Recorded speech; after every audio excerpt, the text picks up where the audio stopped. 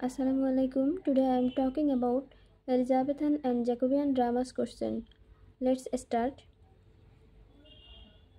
All the perfumes of Arabia will not sweeten this little hand.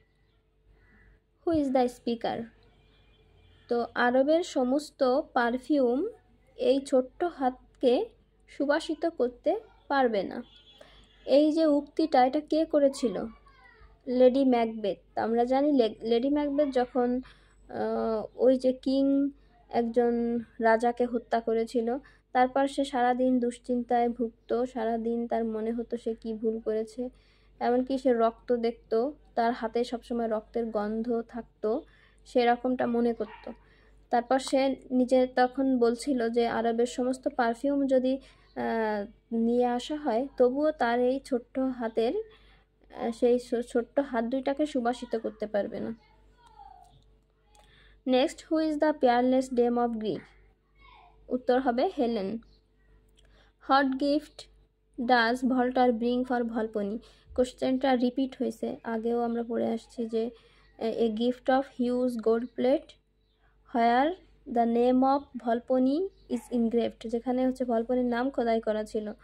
Give me my principal and let me go, আমাকে আমার সুদ বা আসলটা দিন এবং আমাকে যেতে দিন। এখানে এই উক্তিটা কে করেছিল? এটা হচ্ছে শাইলক করেছিল। শাইলক যখন বিচারে হেরে যাচ্ছিল তখন সে বলছিল যে অন্তত আমাকে আমার আসলটা দিন এবং আমাকে চলে যেতে দিন। Next, what was the parting request from the duchess to Cariola? তো ক্যারিওলার কাছে ডাসেসের যে একটা ছোট্ট রিকোয়েস্ট ছিল সেটা কি? তো take care of her child, তার বাচ্চার যত্ন নেওয়া বা তার বাচ্চাকে দেখাশোনা করা। টু গিভ হার বয়, তার ছেলেকে সাম সিরাপ ফর কোল্ড, ঠান্ডার জন্য কিছু সিরাপ দেওয়া, মানে যে ওষুধ। And to tell the girl to say prayer before going to bed, এবং ওই যে ঘুমানোর আগে ওই গার্লকে বা ওই যে মহিলাটা ছিল ওকে হচ্ছে প্রেয়ার করা বা প্রার্থনা করা বোঝাচ্ছে। Next, why did Bosola give some apricots to the duchess? তা আমরা জানি যে to be sure whether she is pregnant or not, সে তার প্রেগনেন্সি পরীক্ষা করার জন্য অ্যাপ্রিকোটস দিয়েছিল ডাসেসকে। Next, what kind of play is the duchess of Malfi? A revenge tragedy, এটা আগেও পড়ে আসছি। What is সলিলোকুই?